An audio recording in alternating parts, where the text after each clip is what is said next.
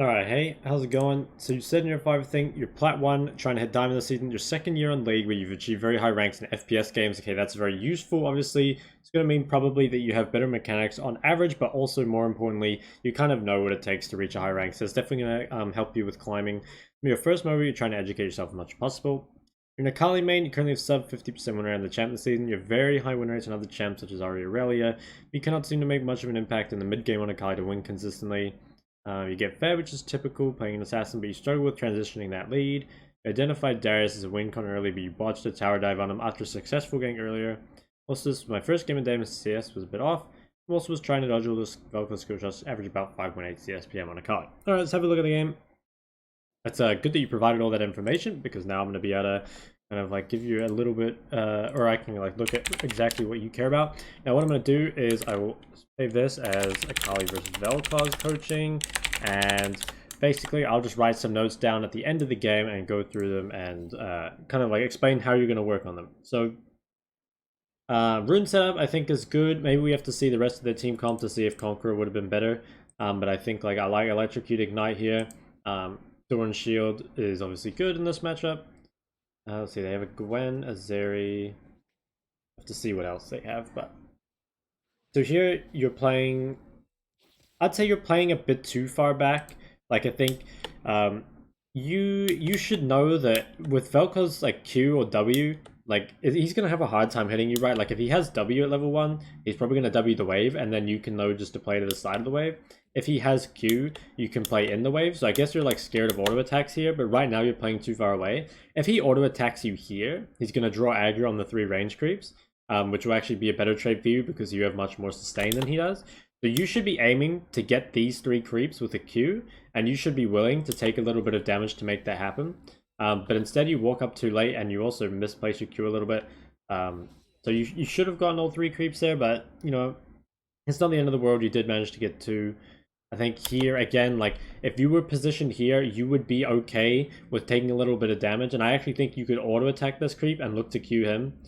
So right now you're just, like, giving up way too much that you don't need to. Like, if you're against a champ like Lucian or something, this would be, like, more acceptable, but Vel'Koz is not as strong at level 1 as you're making him out to be right now, with, like, the way you're positioning and the way you're playing. Here you do have to be a bit more careful because he's level 2 first, but again, it's like, what can he realistically do to you? Like, I think it's pretty hard for him to hit Qs on you, like, if you're in the creep wave. So, to be honest, you were saying how, like, it was your first game and maybe it was, like, a bit harder to CS and you're, like, focusing on dodging all the skill shots, but you're actually making it quite hard for yourself. Like, you're not positioning or using your creeps to really help you at all. And you only have 2 CS, which is, it's pretty bad, honestly, because, like, you're full HP. So you definitely could have used some of this HP to get a better trade. Now, in this sort of situation, I think it's better for you to just try and auto-attack these creeps and save your Q. I think what you can do is you could even just drop your W here, and he'll be pretty scared, and then you should be able to get these CS kind of for free. But the problem is here that you use your Q and your W, and you don't pressure him at all. So he should know that you have like this pretty long W cooldown. Again, you're using your Q to CS every time instead of like sometimes. Okay, like so like, going for this auto, this is good. This is what should happen. You auto the creep. Ideally, you Q him back, but even if you don't, you take a 1 auto 47 damage, but you don't take any damage from spells, and you should be really happy with that. Like, look how much sustain you have if you look at your HP down here. It's going back up so fast, so you shouldn't be, yeah, like, oh, how did I just volume down? You shouldn't be as defensive as you are. Like, right here, again, you're, like, going for another Q, but this should be that you just auto these creeps, and yeah, like, you can afford to take a little bit of damage. I guess here, again, it's a little bit scary because he hits level 3. But then you can just, like, let this wave come under tower, so... I think you should have been able to get a lot more than 5 CS. And you're saying it's maybe because it's your first game of the day or whatever, but I think it has nothing to do with your actual, like, right-clicking, with your actual last hitting. And it's all to do with, like, your positioning. Like, I guess there were some of them where, like, you missed it slightly, right, where... you probably would have got it. So this is pretty bad, honestly. I would say it is actually not really worth it for you to do this. I think the way... okay, so like, if you're level 3 here, or if you have E, you could look for a Flash E, right? But if this guy uses Flash Smart, he's out. And if this doesn't work, even if you well, to be honest, even if you get the kill, you're giving up so much here. So you missed that cannon, you've missed one. Like, you probably could have killed this guy because he greeted his flash so much. But, like, you gave up, well, like a cannon and like 6 creeps or something. So you gave up a ton of gold. It's 3 minutes now. You've used your flash and you still only have 5 CS. So right now the early game is like just a massive problem for you. You're like so much further behind than you should be. Yeah, I think CSing like that is maybe like what you mean by kind of the first game of the day. But anyway, I think you're in a pretty good spot because like it's a flashless Vel'Koz, you'll be able to punish him pretty hard when he hits level 6. Okay, I like the electric Q. It looks like they have a ton of really squishy champs. These kind of Qs are fine because it allows you to get both the CS rather than missing one. I think those are all good. I'd say this Q is sort of bad. Let me go back to it. Like, I think this one's fine. I think here, again, it's like you walk up, you just drop W here and zone him off, and then you could look for Qs, but instead it's like you drop your W really passively back here. So, I don't like it that much. Now you go for the base. I think it's bad. Yeah, I think it's quite bad. So the reason is, well, actually, does this Vel'Koz, what sum does he have? Let me just go back earlier in the VOD, where you press tab. Do you ever press tab? Just kind of like hoping I get a lucky one. Oh, you definitely pressed it at some point. Well, either way, it's like, okay, at this point, I think you can afford to stay in lane. You have a lot more sustain than this guy does, and you also don't have mana, whereas he does. He's pretty low on mana here, so he should have to base, which means... Now, if he has TP, I can understand basing here, but I think he probably has barrier or something. And if that's the case, you should probably stay in lane and try force him to base first. Because right now, basically, he forces you to base first, and you base with very little gold anyway. And he gets this free wave pushed in, which I don't think he should. And that's going to put you even further behind. So I would say that, like, from a... Okay, he does have TP, so actually I think it was the smart base. I take that back. Basically just what I all said. But if he didn't have TP, I think it would have been a bad base. So yeah, this is like a good spot for you to be in, where the wave is on your side of the lane. I think you probably thinned this out a bit too much. Like, you should want the wave to be in this situation because he doesn't have flash, and you want a lot of room to all in him. So I think clearing out these, clearing out those are good. I think this Q on the back wave is not really that good though. I think you want these creeps to be alive, so you better not Q these again, or I'm gonna freak out. Don't do it. You have 115 mana. Okay, good, good. You keep this. You saved me from a heart attack there, so I really appreciate you not queuing that. This should be a really good spot for you. Oh no. Don't queue these. Just don't queue these. Like, you should have just kept the wave here. This is going to start pushing back to him now, which is going to make him safe under his tower. Yeah, you continue to push the wave, which is... It's not what you want. It's making it more difficult for you to all in. Also, I'm not sure... I guess you're just warding?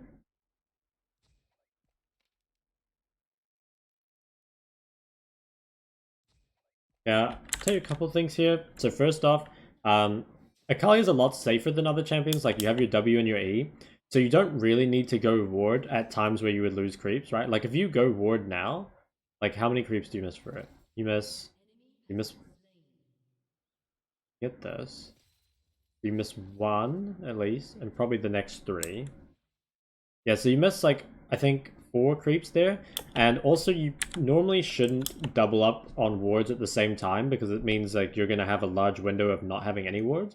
I think I like the deep warder here, but I think I probably wouldn't ward that if you were going for it. Akali's a little bit safer than other champs, so she doesn't need wards as close to her. But yeah, that was like a really bad time because, again, it's like your CS is low, but it's because you just like chose to move at a poor time, and also you've like messed up the wave, right? So you're going to put it in a spot where it's much harder to punish and also much harder to farm. Like, you're just... Yeah, I mean... You should be playing more aggressively to contest this cannon. Like, you should be, like, willing to move up here and, like, W into him and stuff, so you're playing way too safe, but also you have made it quite difficult for yourself with the wave. So you give up a couple CS for that. Nice, at least you get his E out. The Iron bot. He uses cooldowns. So you're actually sort of lucky that he's pushing this back to you. Because, like, ideally for him, it should be frozen under his tower now, and you shouldn't really be able to play the game. But also, it was, like, the decision was first in your hands, like on the side of the lane, so you both made a big mistake there. Now, if he ever pushes the wave now, he should feel really, really pressured. Like, okay, yeah, this looks like a good opportunity for you. This guy doesn't have flash, and he's like looking to push past the halfway point. You should be like really, really thinking about looking for an all-in right now. You can definitely kill him 100-0. Like, okay, these sort of moves, these are way too greedy. You need to punish this sort of stuff. You need to realize that for champions like Akali and Aurelia. Oh, let me just mute my Discord real quick. What about that? Champions like Akali, Aurelia, you know, champions that just like have pretty much not infinite DPS, but like, yeah, Cassie is another example where they just have so much damage that it's more about like the space and actually just having the right cooldowns up than it is their health. So in this sort of situation, like you have the key cooldowns, you have Ignite and R, and you have the space. Like this guy, he's pushed really far up. I'm pretty sure there were like a few times here where you could have killed him. So like, I think after this, yeah, like when he's walking up for these, I think you could be like moving into him with R, and as long as you can get within R range, I think you should be able to kill him. If you can keep the wave here though, it would still be very pressuring. Okay, I like that you're pulling the wave, that's smart. You should be like paying a lot of attention to the fact that he doesn't have flash. He just used cooldowns. Oh, it sucks that you got hit by the second half of this, because I think here's another opportunity where you could look to all in. I think he's so far up that you could even just like E backwards into him and probably still kill him without even have to hit E on him. I think here you could have like pressed R and gone on him. Like I think he definitely had the range there. You take a lot of damage. He has used all his cooldowns, but you are so low. I think maybe you can kill him here still after you lose all this health, but it's like really hard. I think now you could still... Oh, he just hit level 7. Okay, so yeah. No, you definitely missed your windows. I think there were like 3 or 4 windows where you had like a kill opportunity here. And also it would have been a lot more guaranteed if you'd based with more gold and had a better base anyway. So yeah, there were a few opportunities definitely to get a kill or something.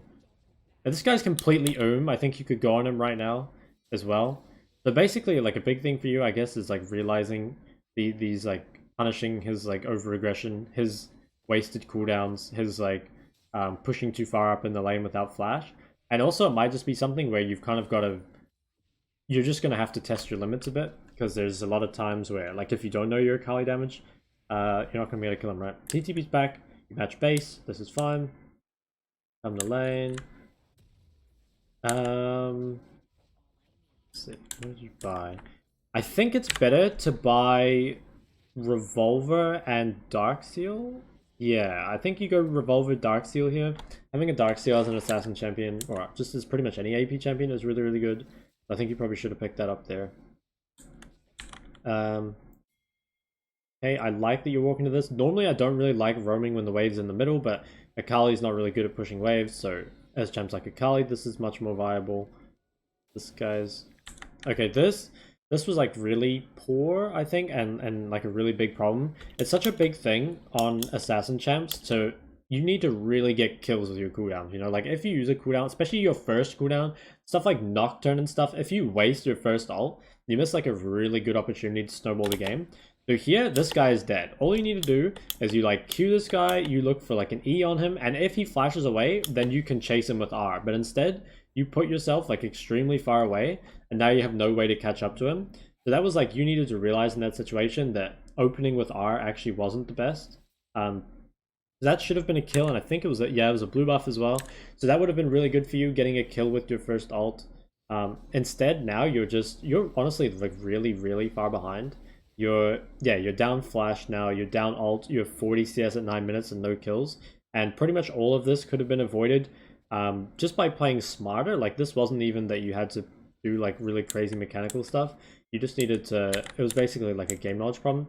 Now here, when you're walking out of base, you should definitely just run to the mid wave here. There's a couple reasons.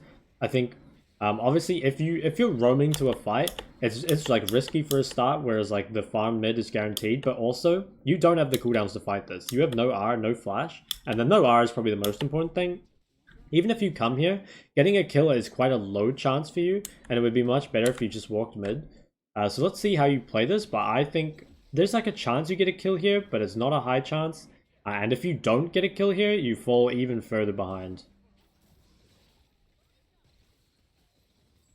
So So yeah, I mean, it's not really a surprise, I don't think, that you're completely useless here, and you missed the whole mid wave, and now you're forced to base again. So this is like, this is horrible. Honestly, if I were in your position, I would say that for you, the game is actually pretty much over.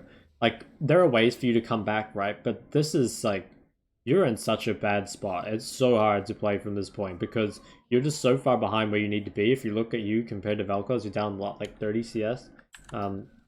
In a lane where you could have gotten kills. So yeah, I mean, the nice thing is you haven't died, right? But you've just missed so much gold for free now that it's like, it's really hard. You know, you say you like struggle with closing out the game, but you're not even in the game right now. That's pretty much it. So again, you're going for a roam top. I don't really like this roam, honestly. I think, again, you're roaming when the mid wave is completely even, so no matter how this goes, you're going to lose this entire mid wave, and you're going to lose a turret plate if Vel'Koz punishes properly. So that basically means you lose 150 gold for the wave, Vel'Koz gets 150 gold from the tower plate, or 160 rather. So pretty much, even if you get a kill here, it's only an even trade, and it was like a risk you took, right? Because it looks to me here like you can maybe get a kill, but there's like also a high chance that you don't get a kill, you know? I think like it's possible Gwen could have just played safe knowing that you were missing. You come top, you do get a kill. I mean, you executed it nicely, to be fair, but I don't think it was worth it. You actually only got 220 gold out of this. Again, you missed another wave, and you kind of fell behind in XP, so it's not super good for you. You also had to invest a lot of cooldowns into it. You can start looking for roams like that after you just like get a bit more wave clear on Akali, but it's always important. Well, not always, but a lot of the time important that you push out the wave before roaming, especially when it's like ones like that.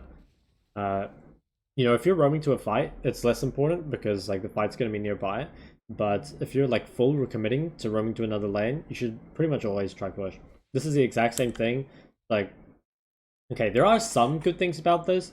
One, okay, you have your jungler nearby. Two, the enemy bot wave is pretty pushed up, but again, you don't have cooldowns. Again, your wave is just like completely in the middle.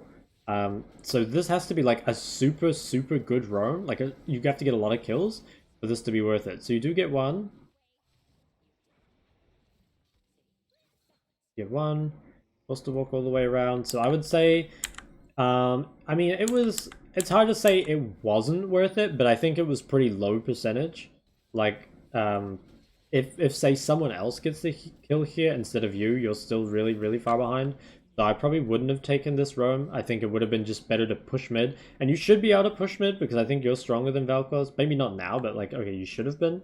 And then you can look for roams like this, but right now you're just like roaming off tempo every time.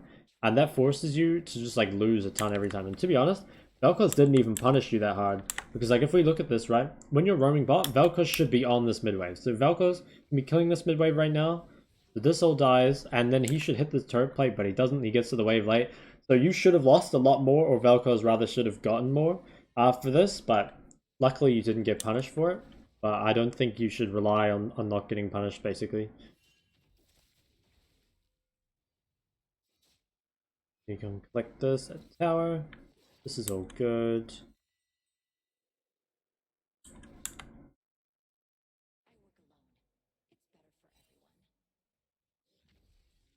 Yeah, this is fine. It's not hard to match this guy's wave clear now. But you can still threaten him with all ends. Yeah, this is like, again, like I think you said in your thing that this was like the botched tower dive or whatever. But to be honest, it's another time. It is better than your last one because at least this time you have some cooldowns. Like you have Iron. I guess you had Iron the last time, but you have Ignite, you have Flash. But again, it's like you leave the wave when it's in the middle, and I'm not sure. I don't think that's a cannon wave. It looks like only 6 dots, but it's just like you take so many roams, and they're not high percentage. You know, it's fine to roam a lot, but at least make them good roams, and you know, make them at good times. You come top. You miss. Let's see. Could you play this better? I think you could chill out a bit and wait. I think what you should do here, yeah, I actually think this is a kill, but you played it bad. You should E over this wall so that you're behind Gwen's tower. You should have done this earlier, I think. So probably like here, so that you have time for your E to come back up. And then you just wait for your Ignite to come up, and then you should be able to kill this guy. So if you do play it better, it is a kill. But yeah, you kind of played it pretty badly. And you die, shut down.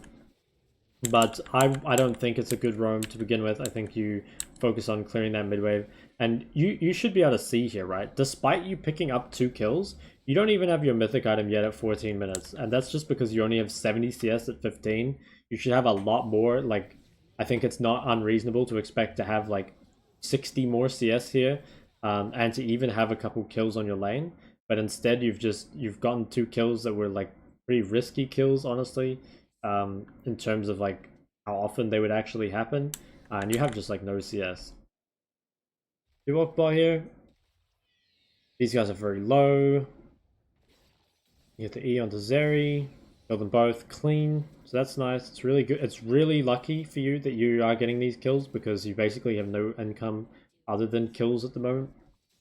This is good. Here you shouldn't base. You should definitely push another wave. The only people that can contest you here just died. You know that Ivern and Vel'Koz just did the Herald. Gwen is like 99% chance walking top. But like right here, you have the chance to get another wave and probably a tower. Like you got to remember that you have energy and not mana, and also like you have sustain, or at least a little bit. So you don't need a base at the moment. The only reason you would base at the moment is if you really wanted to get on the map in time to fight Dragon or something. Okay, no, you cancelled your base, so that was lucky that you realized in time. He pushes in. Lily is basing, so you base as well. Okay, good, you actually did this correct. I talked too soon. I get a rocket belt. Walking mid out of base, I think, is not the best. Although Samira died. Lily's there. I think you still walk bot out of base because otherwise Zeri's going to get this tower and also you're going to lose this creep wave. I can understand walking mid to catch the wave after Samira died. But I think someone else can farm it. And here, I think, yeah, like Darius farms the mid wave, so you don't get that. And then the bot wave crashes and you don't farm that either. So this is something that's come up a lot in the coaching, is like farming those side waves in the mid game. But it should always feel really bad for you if you're ever sharing gold XP or you're not farming. And like right here, this is a really good example of that. So I think you should have walked by the base, farmed that, and then you could come to this dragon fight. Also, I don't think your position here is that great. I like that you're looking for a flank, but you need to be looking a bit further down. You see this Ivern? Because like right now, if the fight starts right here, it's going to take you so long to get into the fight. So you need to be like threatening on the side lane of the, or on the side a bit more. Okay, yeah, and now you're like forced to kind of come back around. Doesn't look like... Okay, nice. Vel'Koz actually walked through here. Okay, so if you... Yeah, actually, you saw Vel'Koz TP mid. So, okay, not the worst play. I'm kind of surprised that worked out, but I think you... If you were looking to kill Vel'Koz that whole time, then that's smart, I think. I think it maybe could be argued that Zeri is the highest value target, so maybe you're looking in the wrong place.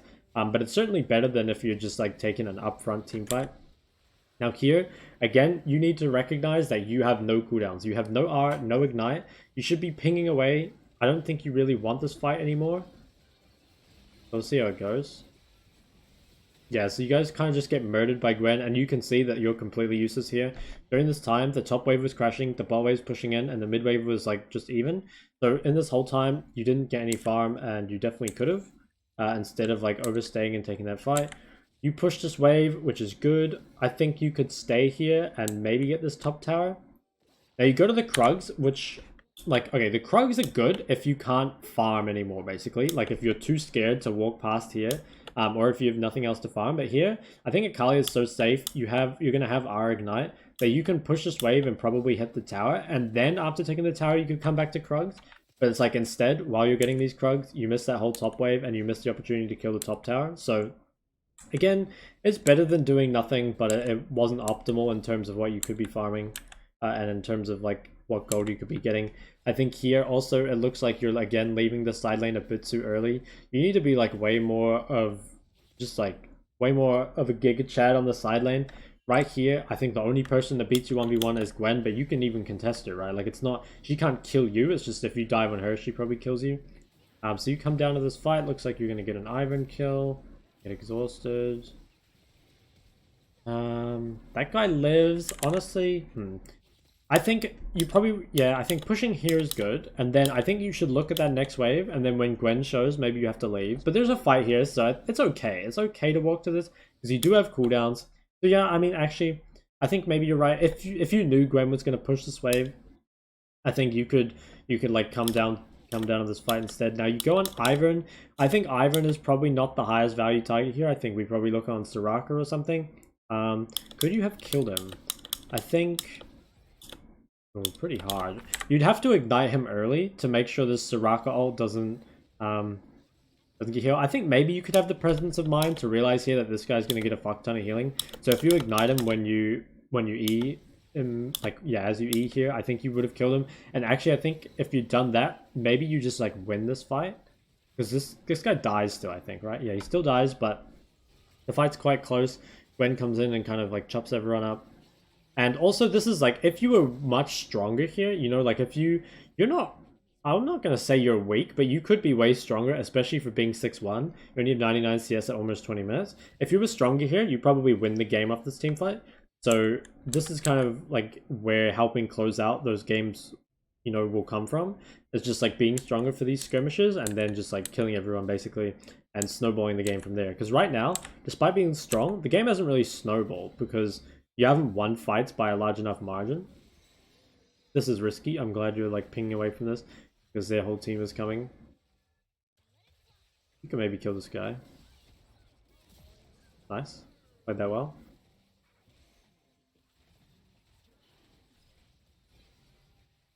But they have a lot of healing. So you come back on the map, you path mid, which is fine because Samir is bot. I think you should farm this mid wave, not Lilia. Yeah, you should probably walk up to this mid wave. Like again, you lose a ton of farm here and you just give it to Lilia. You can't farm bot because that's where Samira is farming. Although if she walks mid now, then that's definitely your wave. The problem is Samira kind of left that wave, but I guess she had to. Yeah, you can... I don't think you have time to clear that actually. Because now you kind of have to go for the dragon fight. I think you E into this bush over the wall and sweep it. Can be a play if you want to walk all the way around. But if you invest too much time here, you won't. Okay, yeah, good flank. I like that. Oh yeah, you kill these guys. Okay, good flank, really good flank. Nice, you kill Gwen. And good, you back away with no cooldowns. So now you should go back to farming and we're all good. Okay, so you played this sequence quite well. I think your team fighting for the most part has been quite good. That's pretty nice. A base. Shadow Flame. Now here's an opportunity where you could do Krugs or Raptors because the top wave is so far away that you can't farm it, and same with the bot wave. So here you should be looking to do a camp. I'd say probably Raptors, but you could do Krugs. But instead you do a lot of walking around and you don't get any farm during this time. Now, I think you should walk up to this wave to make sure Gwen doesn't push it past this halfway point. I don't think Gwen should be allowed to just walk down the river for free like she is right now. And because you allow that, now your team's kind of in an awkward position where you lost all your vision. So maybe now you don't feel comfortable pushing. And also like, yeah, now you don't seem to feel comfortable like pushing this next wave. So you lose a lot of CS here for getting to that top wave late, I guess. Okay, like this is good if you are scared to farm that top wave. Taking the Krugs is good. Are they doing Baron? Nope, they're just clearing vision. You guys are a bit scared. Like here it is sort of hard to play because like your jungler is in mid. So it's sort of scary to push the side wave. You should probably just like push this but keep all your cooldowns. Your team starts fighting mid, so you have to walk down. Hopefully they can get out. But it looks like they can't. So here you need to look to stop this Baron somehow, but it is going to be difficult. I think this would have been avoided, by the way. Like, this all happens because you give up so much control of this top wave. Right now, you have your team in river and you have vision. So you can play very aggressively on this top wave, but because you give it up, they get all this river back. The Gwen can move down. And then your team's in a position where there's like no vision around Baron at all, and you're nowhere near them because you now have to get to this top wave that you didn't contest before. So it's like not a direct... It's not like your fault that the team died, but I'd say like if you had managed the side wave better, you probably could have prevented this situation. And like, to be honest, you have to kind of think of your teammates as bots. Like they're just there to be corralled. You can't trust them to make smart decisions, at least for the most part. Now fighting this is going to be really, really hard. I don't think you even look for it. I think probably after this, Probably once you realize the fight is over, you either come and push this top wave in as far as you can, or you just get ready to push this mid wave in as far as you can. I think you kind of like waste time here looking for a contest when there just isn't one. So you do get that mid wave in the end, so that's nice. You get a base. Bot at a base, that's good. You should keep pushing this bot wave rather than walking right now. When Baron, well, like you should be pushing this bot wave anyway, but especially when Baron's up, you just want to push the waves out as far as you can before they get to use them. So this is good. Yeah, this is good. So you came back to this. I think here you should still keep pushing. Like you should feel safe because you can just hide in one of these bushes. Instead you're basing instead of pressuring this. And like now you see Ivan, but it's too late for you to pressure. Like you can't get to this fight in time, you can't get to this wave in time. So you can't pressure anything at all right now. Yeah, that bot wave. Yeah, and you definitely could have pushed it further. And like, okay, you are in a good flank position here. This is good, but you could have like pushed the bot wave and then come to this. Okay, nice. That was smart by you, I think. Kill the guy's flash without really having to invest anything. You lost a lot of CS on that bot wave when it was just pushing in. But you're pathing bot out of base here, which is it's good again. You should just walk straight to this wave. Instead, well, yeah, it looks like you should push another one here, pretty sure. So right now you're basing, but there's no chance you get to this fight in time. If you have TP, it's a bit different. Actually, maybe the game just ends. But I think you should, rather than have been recalling here, looking to push one more and then base, and you should get home in time still to defend. I'm not sure you can defend, but it's been a lot of waves now that have kind of added up. You have Zyra, maybe you can defend.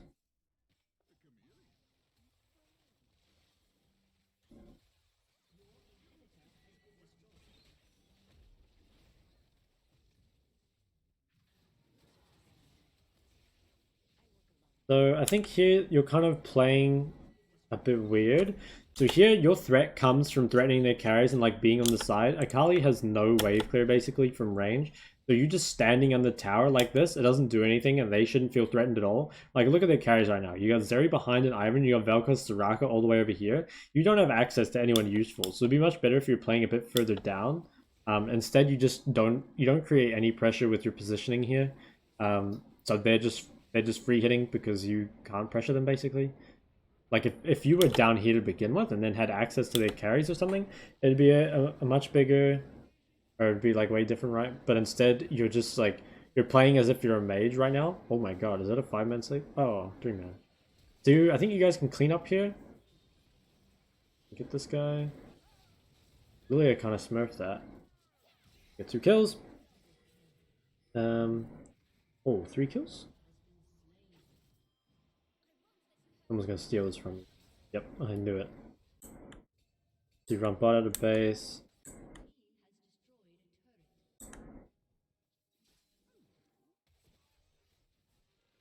This is really good, by the way. I like this.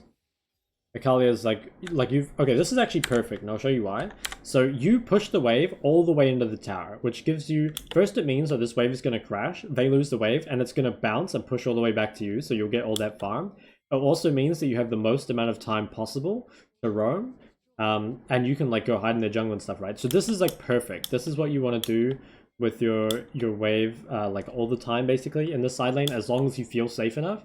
And you should most of the time because Akali has very strong side laning. She's very safe. Also has very strong 1v1. So you should be looking for that way more, and that'll boost your CS a lot. If this guy face checks you, man, after you just hit this blue ward, like, come on. What is this? How is this not obvious? But anyway, I think you're in a good spot. You get this. Wow, that looked really weird. So you get this kill, which is cool. Now okay, I think the problem is, okay, so you take this kill and that's good. But now you've got to try get yourself back into a position where you're threatening. So like I was saying before, if you're just playing behind, like if it's just a front to back, like 5v5 when everyone's like looking at each other, that's when you're most useless. And that's what happens here, is like all their carries are back here where they can't touch them, and there's a Vel'Koz down here. So you should actually just be running straight down towards Vel'Koz now, I'd say, rather than trying to just like like when you're grouped with your team like this and their carries are just in safe positions, you're just useless. Like you're 11-1 right now and you have ult, so you're like a real threat. But your positioning once again creates no threat whatsoever, and you're just useless, which is super weird. So game is over. I think, okay, let's write up some notes. The first thing I'll say is I think your Akali mechanics, they're pretty good for the most part, and I think you did play, you executed a lot of the team fights well. One thing you kind of said, like about the closing out games and stuff, I think it's easy to think from this game that you were really ahead because like you have a good scoreline, right? Like you're 11-2. But I would say for most of this game, you weren't really that ahead. Like you were just so far behind in terms of CS that it never really felt to me like you were actually a 10-0 Akali, you know? It felt more to me like you were just in a more like average spot as Akali. And I think the biggest reason for that is because of how far behind you are in CS. Like, I guess maybe it's... You still feel powerful in this game because I'm sure everyone else in this elo also doesn't have great CS, but it's like... In this game, you could have gotten way more kills earlier and way more CS. This is literally a game where you could be like 20-0 with like 250 CS at least, and you would just be actually 1v9ing. Like this was a real opportunity to just like set yourself a kill record, you know? So let's talk about the early game. So first off, you were like way too passive around like CS and cooldown. So there was a lot of times where like you should have been trading HP for CS, or you should have just been autoing the wave, like using your Q a bit better. I feel like this is very broad, so you might want to go back to this and kind of like look at the specific times. I think also there's like you need to after 6 you need to be more aggressive. Like, there was a lot of times where I think you could have all-ended him like 100-0 and you didn't, so you missed some kills. I also think the roam timings where it was super bad. So ideally, push before roaming, mainly to another lane. If it's a fight like Dragon or Herald and it's really close, you don't necessarily have to push because the fight's can be over quite quick and you can get back. But if you're fully committing to going to another lane, then you really need to push before that happens. Another thing is that you need to assess your own like resources / cooldowns. So there's times where you're going to fights with no ult, no ignite, and you can just tell it's going to be useless. I also think you need to value waves way more. So there's times that, again, you were like, the one I'm thinking of is when you like walk out of base with no R, no ignite or something, and you walk to a fight while there's a mid-wave crashing. That's like super bad.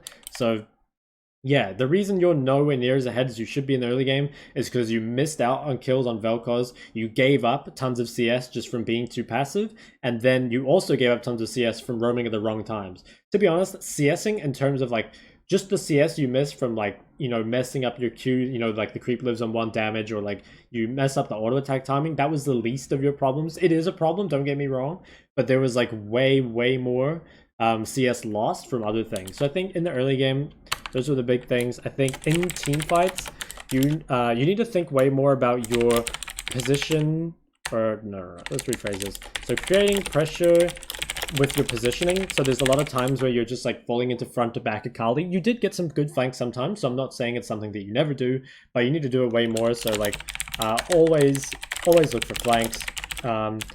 And look to hit high value targets. Like you don't want to be hitting the tanks and stuff like that. Although to be honest, they didn't have many tanks this game.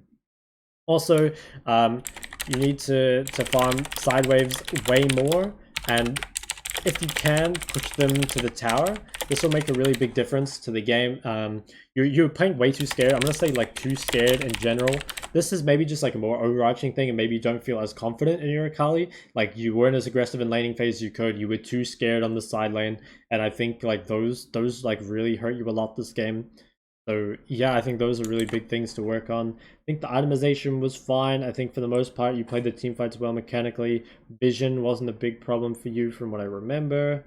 Yeah, I guess just like realize how far behind you actually are, even with kills. Like at this point where you're only just now getting your mythic at 16 minutes, despite having 4 kills. Like you can get your mythic at probably about 12 minutes without any kills. So like, you should realize how far behind a challenger Akali you are at the moment. And it's a really big deal for these assassins that spike mega hard on one item, because that's as soon as you get that, you just start 1v9 in the game. And the later you get it, you know, like the harder it is. Oh, here was another one. I guess like this was another. I'm just gonna put this in kind of like your team fights as well. Oh wait, actually I'll just change this to mid game. So yeah, again there was like times where you needed to realize that the fight was over, that there's nothing you could have done, and that you should just like go back to farming. So yeah, there was some like optimization on the side waves. Like they're definitely pushing way more. Oh yeah, I'm gonna write some other things. So like I think you just like this goes with the side lane thing, but you group too much. I've said this to probably about like 5 different people right now, and that's a really big problem for a lot of people that I've coached. But you really need to feel anytime you're like not farming, not getting XP, or you're sharing it with other people, that needs to feel bad. You need to try find some like solo gold, some solo XP, find a place where you can get CS basically as quickly as possible. Like ideally, and now I'm not saying this is like all the time, but ideally you only group for like dragon / baron, and the rest of the time you want to push. Obviously you don't want to spend the whole time just hitting towers. Like I think you can take tier 1 towers, but you probably can't take tier 2 towers. But if you can just push it all the way to the tier tower, then you can look to group. So actually I'll fix this. Or I guess like ideally only group, or when you've pushed to tier 2. So like when you've pushed it all the way, then you can look for group, because you have a lot of time. Yeah, you have a lot of time. I think that was basically it. Oh, how did I do that? I don't know how I did that. Anyway, I think that was basically it. So the way you should work on these things, I would say, I think in the early game you should. I think the roaming will be a big thing for you. So I want you to just like place. Well, throughout the whole game, I want you to just like value CS / waves like way more than you do. So this goes for the mid game, it goes for the early game, and being like less willing to just give this up for free. I think also you should just like practice being more aggressive in general. So I think like being more aggressive in terms of like punishing cooldowns, punishing CS, like trying to get more creeps than you're getting right now, just basically not giving up so much. And I think also at level 6, so I'm going to say not giving up so much CS, all-ins at 6. I think, yeah, you definitely have potential for that. I think another really big thing, this is with the mid game, like again, valuing CS / waves. I think another one is really assessing your resources. I think these are probably the 3 biggest things that you need to work on. And I'd say the easiest way to do this is like assessing your resources. No matter what champ you have, identify like what things are really key to you. So your champion pool is Akali, Aurelia, and Ahri. All 3 of those champs are very ult reliant, and without them, they're honestly, Aurelia's not bad, but the other 2 are like pretty useless, honestly, depending on how the fight's going. So like you should be very aware of that. Also, like if you take that a bit further, you can assess like your enemy resources. Like you knew for a long time that Vel'Koz didn't have flash, and you didn't like control your wave to punish him really hard for that.